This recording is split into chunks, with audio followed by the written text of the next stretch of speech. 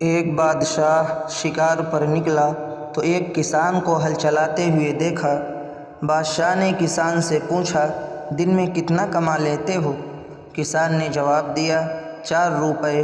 بادشاہ نے پوچھا، کیسے خرچ کرتے ہو؟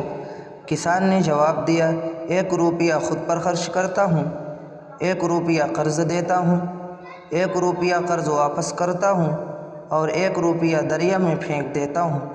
بادشاہ حیران ہوا اور بولا، تمہاری باتوں کا مطلب میں نہیں سمجھا۔ کسان نے بتلایا کہ 1 روپیہ خود پر اور اپنی بیوی پر خرچ کرتا ہوں، 1 روپیہ اپنی اولاد پر یعنی قرض دیتا ہوں تاکہ بڑھاپے میں مجھے واپس کر دے، 1 روپیہ والدین پر خرچ کرتا ہوں یعنی قرض واپس کرتا ہوں جو انہوں نے بچپن میں مجھ پر خرچ کیا، 1 روپیہ دریا میں ڈالتا ہوں یعنی کسی غریب کو دیتا ہوں جس کا اجر مجھے اس دنیا میں نہیں چاہیے۔